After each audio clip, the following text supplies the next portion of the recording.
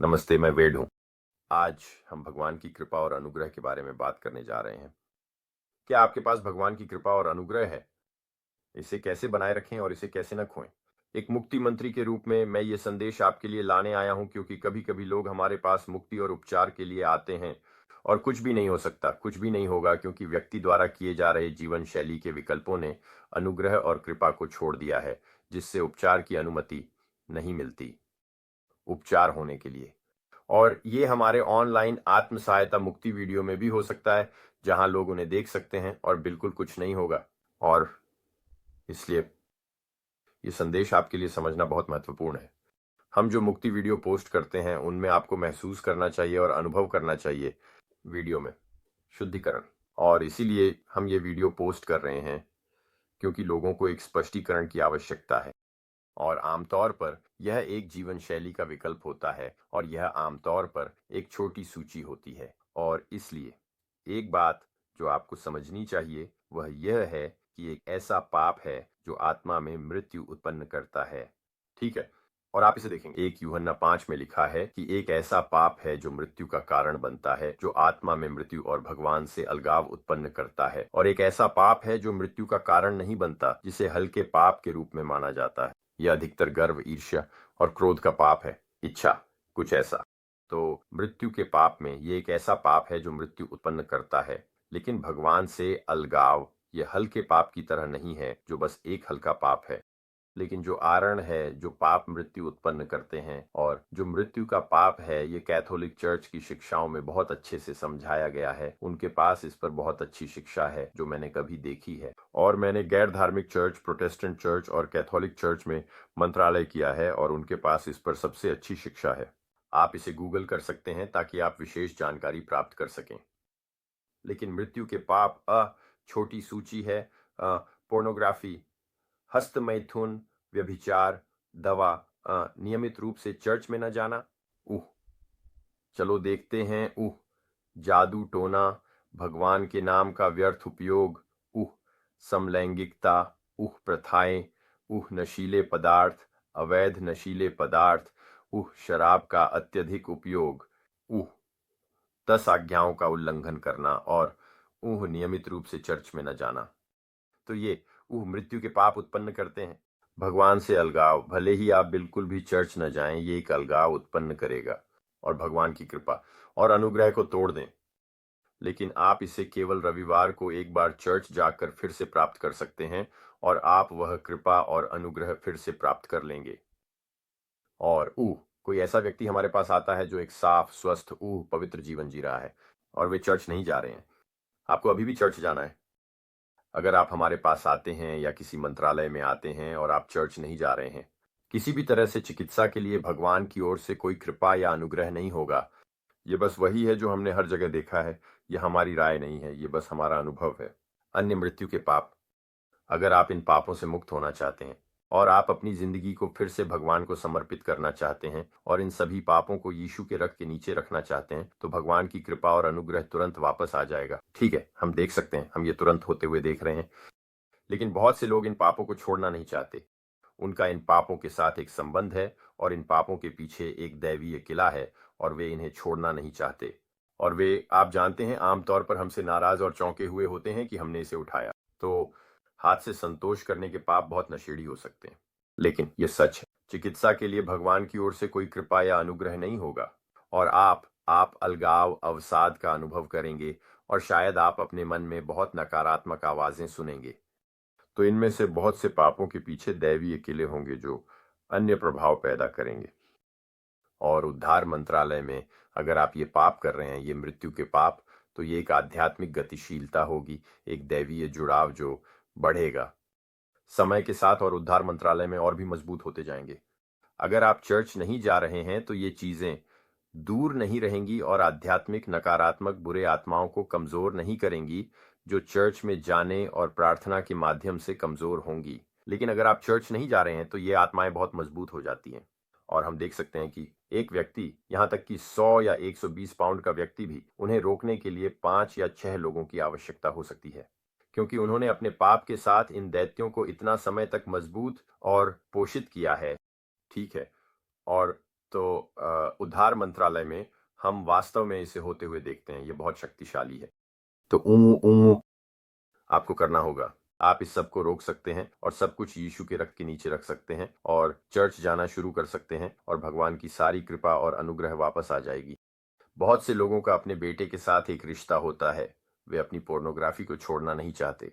वे हैरान हैं कि कोई ये कहे कि उन्हें इसे देना होगा। यह हमारा निर्णय नहीं है, यह आपका निर्णय है। ये एक व्यक्ति की स्वतंत्र इच्छा का चुनाव है कि वह भगवान के वचन में रहे या नहीं। ये एक स्वतंत्र इच्छा का चुनाव है और इसका एक परिणाम है, ठीक है। और यही शास्त्रों में लिखा है। 1 यूहन्ना 5 में लिखा है, भगवान का प्रेम यह है कि हम उसके आदेशों का पालन करें, ठीक है। हाँ। और 2 यूहन्ना 5 और 6 में लिखा है, मैंने तुमसे शुरुआत से एक नया आदेश दिया है कि हम एक दूसरे से प्रेम करें। और यह प्रेम है कि हम उसके आदेशों के अनुसार चलें, कि हम इसमें चलें। आपको इसमें चलना चाहिए, ये कहता है, ठीक है। और यह अगले पद में लिखा है, 9वें पद में, जो कोई भी मसीह की शिक्षा में नहीं रहता बल्कि उससे आगे बढ़ता है, उसके पास भगवान नहीं है। जो कोई भी शिक्षा में रहता है उसके पास पिता और पुत्र दोनों हैं। तो अगर आप इन गंभीर पापों में लिप्त हैं तो आप भगवान की कृपा और अनुग्रह से अलग हो रहे हैं। और अगर आप किसी भी मुक्ति मंत्रालय में आते हैं तो कुछ नहीं होगा। यह हमारी राय नहीं है, ये बस एक व्यक्ति है। जब वे भगवान के शब्द का उल्लंघन करते हैं इन नैतिक पापों में, तो कुछ नहीं होगा।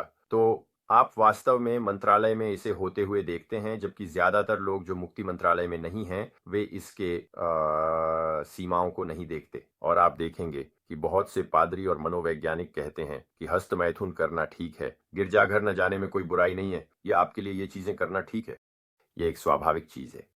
और मैं आपको आश्वस्त करता हूं ये सच नहीं है। और ऑनलाइन बहुत से पादरी और शिक्षाएं हैं और व्यक्तिगत रूप से उन चर्चों में जो अन्यथा सिखा रहे हैं। मैं आपको बताने के लिए यहाँ हूं कि यह गलत है, यह एक झूठी शिक्षा है। और मुझे परवाह नहीं है कि आपके पास कितने सालों का अनुभव है। मैंने एक पादरी को ऑनलाइन ये सिखाते हुए देखा जिनके पास 45 साल का पादरी का अनुभव था, जो कह रहे थे कि हस्त मैथुन करना ठीक है। मैं आपको आश्वस्त करता हूँ ये सच नहीं है। यह आपकी आत्मा को नष्ट कर सकता है और यह आपको भगवान से अलग कर देगा। और गलातियों में 5 ये कहता है, ये बताता है कि क्या क्या नैतिक पाप हैं। ये सूचीबद्ध करता है क्या क्या गंभीर पाप हैं। और यह एक पूरी सूची नहीं है, लेकिन यह उनमें से अधिकांश को सूचीबद्ध करता है।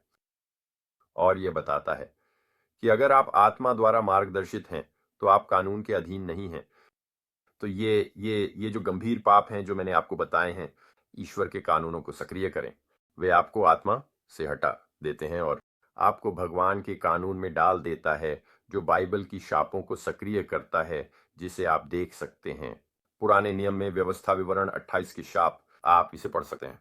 तो गलातियों 5:18 में लिखा है, लेकिन अगर आप आत्मा द्वारा मार्गदर्शित हैं तो आप कानून के अधीन नहीं हैं। अगर आप दुनिया द्वारा, जो कि मांस है, और अपनी इच्छाओं द्वारा इन चीजों को करने के लिए मार्गदर्शित होते हैं तो आप कानून द्वारा मार्गदर्शित होते हैं और आप कानून को आकर्षित करेंगे, क्योंकि आप कानून को तोड़ रहे हैं।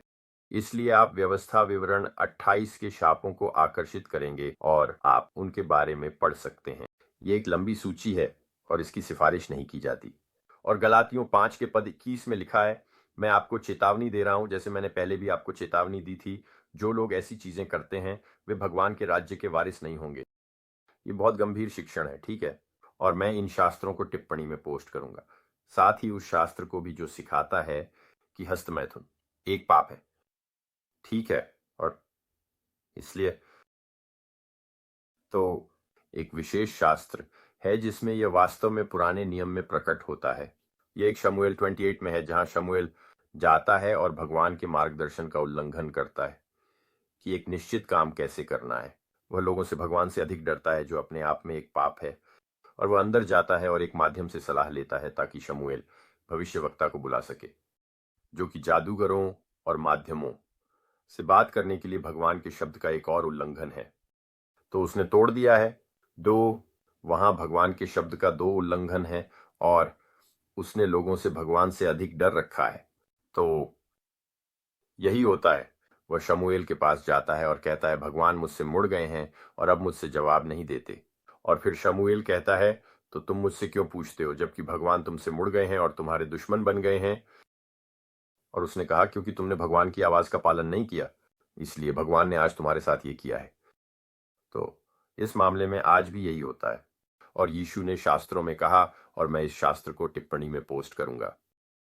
यीशु कानून को समाप्त करने के लिए नहीं आए, बल्कि कानून को पूरा करने के लिए आए। तो पुराने नियम को समाप्त नहीं किया गया है। ये सचमुच है कि शाप और कानून अभी भी हैं, भगवान के शब्द का उल्लंघन करने वालों के लिए जीवित।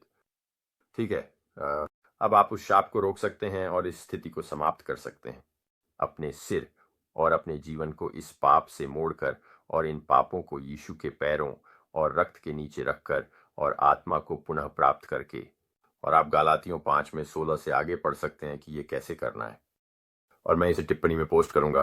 तो आप अपनी अपनी आत्मा को पुनः प्राप्त कर सकते हैं, अपने शाश्वत विश्राम को एक अच्छे स्थान में बदल सकते हैं, न कि बुरे स्थान में।